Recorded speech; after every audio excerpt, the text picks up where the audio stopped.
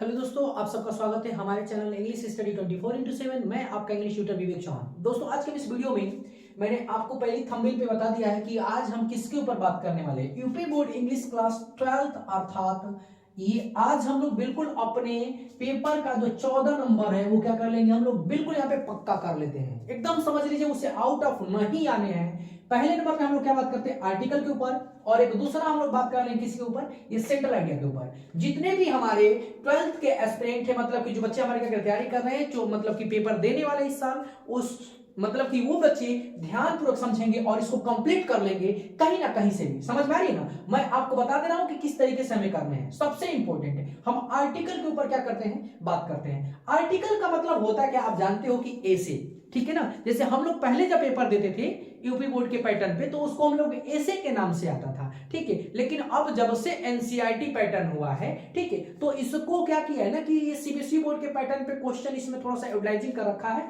ठीक है। तो इसको अब ऐसे ना कर उसे मॉडरेट कर दिया, क्या, आर्टिकल के नाम से देता है, ठीक है।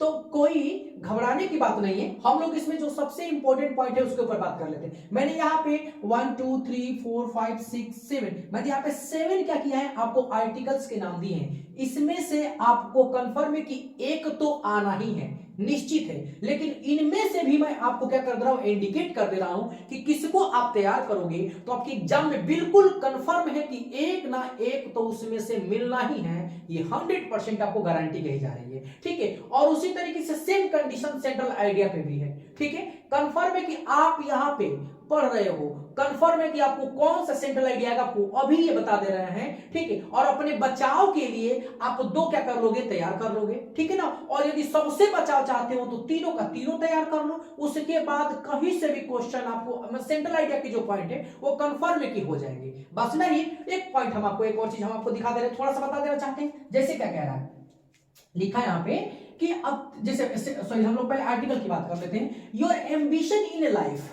समझ लीजिए, एम्बिशन इन लाइफ, इसी को दूसरा नाम दे सकता है कि रिलेटेड टू फ्यूचर कह सकता है, ठीक है ना, कि स्टूडेंट फ्यूचर लाइफ, ठीक है ना। तो वो फ्यूचर से रिलेटेड हमारा क्वेश्चन दे सकता है, ठीक है। दूसरी मतलब कि सबसे इंपॉर्टेंट है, दूसरा नंबर पे क्या है, ऑनलाइन क्लासेस लिखा है, समझ लीजिए, ये हमारा है। और उसके बाद समझ लीजिए तीसरे नंबर का जो सबसे हमारी इंपॉर्टेंट पॉइंट है, टेररिज्म फेसिंग इन इंडिया, बस ना गई।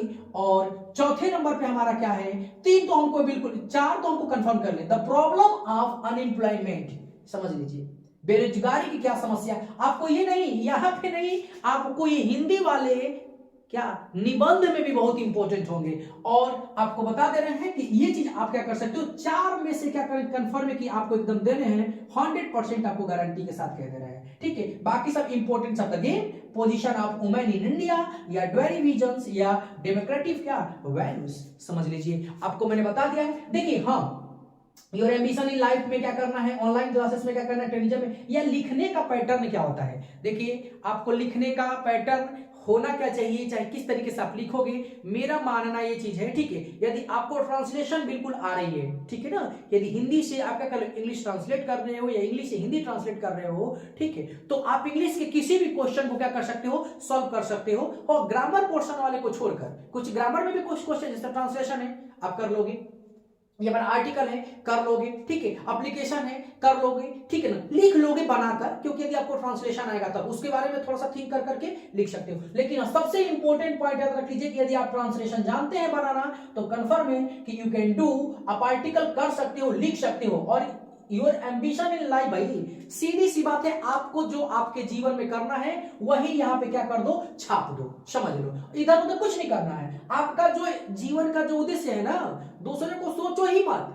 पेपर आप दे रहे हो तो अपने बारे में सोचो, ठीक है। तो आप अपने बारे में ही लिख दो, किसमें, योर एम्बिशन इन क्या लाइफ में। ऑनलाइन क्लासेस, यदि आप ऑनलाइन क्लासेस, सपोज जैसे मैं आपको पढ़ा रहा हूं, ये देख रहे हो ना, तो क्या मोटो होते हैं, ठीक है ना। और ये इसके बारे में क्या कर सकते हो, लिख सकते हो, टेररिज्म फेसिंग इन इंडिया। आप देखो टेररिज्म फेसिंग मतलब देखते हो आपके साथ कोई बुरा व्यवहार करता है तो एक तरह से कह दे उसको, तो टेररिज्म तो नहीं कह सकते, लेकिन कुछ शब्द समझाने के लिए फॉर एग्जांपल में उसको मैं ले रहा हूं, ठीक है। तो आप इस तरीके से क्या कर सकते हो, इस तरीके से। कुल मिलाकर ये चीज है कि आपको यदि ट्रांसलेशन आ रहा है तो I think you can write, ठीक है। अन्यथा मैं आपको बता दूं, मैं आपके इसके डिस्क्रिप्शन में अपना लिंक दे दूंगा, किस चीज का, टेलीग्राम का, और आपका वो इंस्टा की और एफबी पेज की, ठीक है, और व्हाट्सएप नंबर की उसमें क्या कर दूंगा, इंक्लूड कर दूंगा। आप उसमें मैसेज करके क्या कर लेंगे, इसका पीडीएफ आप क्या कर सकते हैं, ले सकते हैं। क्योंकि देखो मैं यदि यहाँ पे लिखूंगा समझाऊंगा तो बहुत लॉन्ग वीडियो हो जाएगी, ठीक है। मैं आपको बता दिया हूं कि इसके लिए सबसे इंपॉर्टेंट क्या होती है, ठीक है। दूसरी पॉइंट हम बात करते हैं सेंट्रल आइडिया की। ये सेंट्रल आइडिया जो हमारे 4 नंबर के पूछ जाते हैं। हाँ, एक बार और, आर्टिकल हमारे 10 नंबर के होते हैं भैया, याद रख लो। और 10 नंबर बहुत मायने रखते हैं। अरे .11 मतलब कि मायने रखते भैया, पॉइंट मायने रखते तो 10 नंबर की बात है, ठीक है। तो सेंट्रल आइडिया है, सेंट्रल आइडिया में क्या मैंने 4 नंबर के पूछ जाते हैं, ठीक है। अब लिखा क्या है, a thing a beauty, my mother eight 66 और कीपिंग क्वाइट।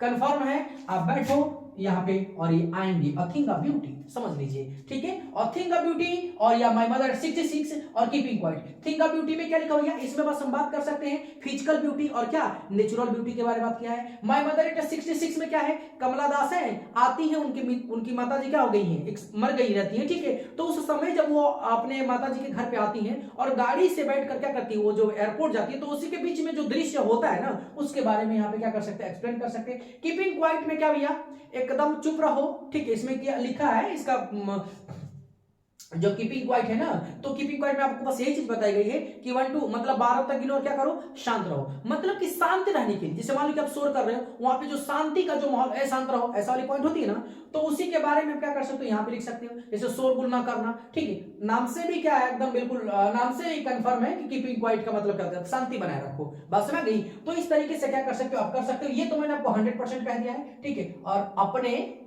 भाई मान लीजिए सपोज ये नहीं आया, तो नहीं शब्द नकारात्मक तो है ही नहीं है, मतलब कि भी पॉजिटिव, नकारात्मक तो हमें सोचना ही नहीं है। तो आप इसमें से कोई एक तैयार कर लोगे, 2 तैयार करते हो तो कंफर्म है कि आपको एक तो आना ही है, श्योर है, दिमाग में रख लीजिए, ठीक है। अन्यथा मैंने आपको कह दिया 100%, तो 100% तो आना ही है, कोई प्रॉब्लम इसमें। तो यदि आप समझ लीजिएगा, इस चीज को क्या कर तैयार कर लीजिएगा। मैं आपको कमेंट बॉक्स में क्या करता हूँ, वो डिस्क्रिप्शन में अपना क्या करूंगा, वो लिंक दे दूंगा, ठीक है। आप वहां से आकर पीडीएफ क्या कर लेंगे, डाउनलोड कर लीजिएगा, ठीक है। Thanks for watching my video.